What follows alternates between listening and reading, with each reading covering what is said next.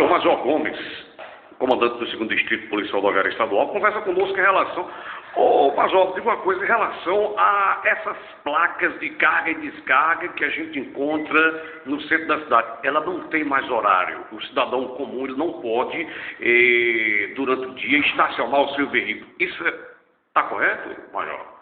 Veja bem, toda e qualquer regulamentação de estacionamento, tá certo? Ela está devidamente correta porque ela está sinalizada através de uma placa ou de uma sinalização vertical. O que acontece é o seguinte: Mossoró é uma cidade em desenvolvimento, é uma cidade que está crescendo, a frota veicular está aumentando a cada dia, então essas regulamentações de carga e descarga, se pensarmos longe, se pensarmos grande, teremos que regulamentá-la para que seja realizada no período das 18 horas até as 7 horas da manhã.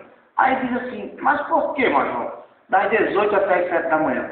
Sim, porque é o momento em que o comércio fecha suas portas às 18 horas e aí sim os comerciantes podem fazer e iniciar suas cargas e descargas nesse período noturno. Quando se faz uma regulamentação no período diurno, tá certo? Estamos, de certa forma, sufocando mais 1, 2, 3, 4, 5 ou 10 vagas de estacionamento, que já é bastante precário na cidade. Então, essas placas de regulamentação de estacionamento, tá certo? Tanto na frente de instituições financeiras como bancos, bem como carga e descarga no centro da cidade, elas têm que ser regulamentadas identificando dias e horas que realmente esse estacionamento esteja proibido para veículos normais e permitido para veículos de carga e descarga. E o horário, pelo menos, deveria estar na placa. Foi errado isso de tirar? A prefeitura ter tirado o horário das placas?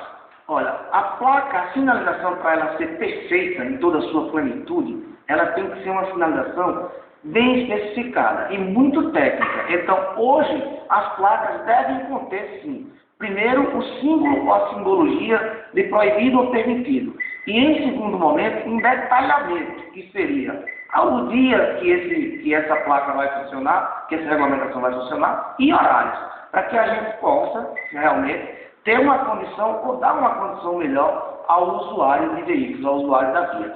Nesses casos, por exemplo, instituição financeira, é conveniente que as placas tenham uma regulamentação de proibido estacionar veículos, um exemplo, de segunda a sexta, no período das 9h30 até as 16h30, que é o expediente bancário. Logo após esse período, com certeza, os veículos poderão estacionar, porque ali não está mais sendo realizado aquele ato ou aquele tipo de serviço. E com isso você torna o estacionamento da cidade um estacionamento rotativo, dinâmico, onde as pessoas possam circular pelo centro e possam encontrar uma vaga que disponibilize 1 hora, 1h30 para que ele possa estacionar.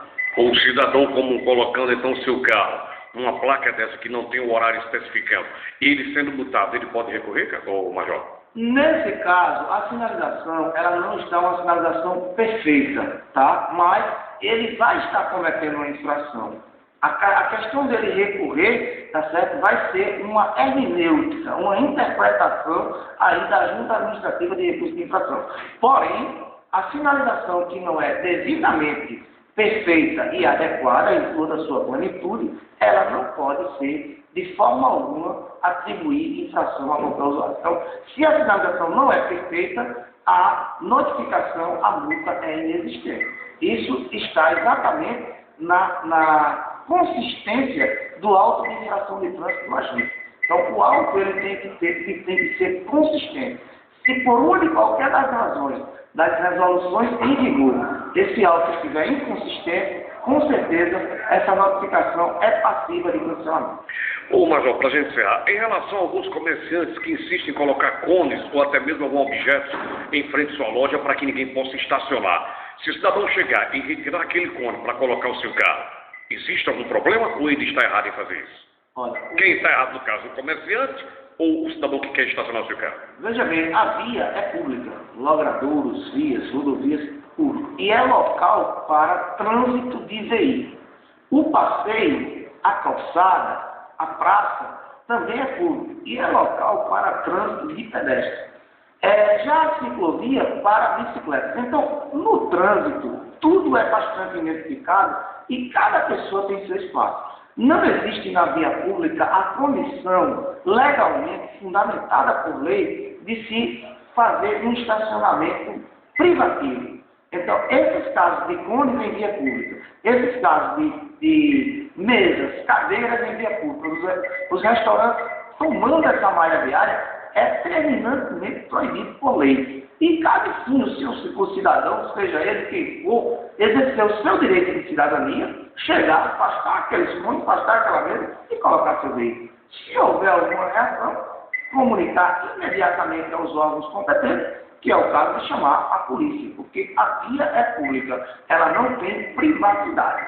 Todos poderão transitar. Né? E na matéria de trânsito, nós somos 3 os elementos, que é a via, o usuário e o veículo. Então, a via, a pessoa e o veículo. Esses três elementos, tá certo? Eles têm seus espaços pré-determinados dentro da lei. E nenhum pode interferir no espaço do outro. Então, se a pessoa está colocando mesas, cones, privatizando uma via, ela está tomando o espaço do veículo. E isso não é permitido.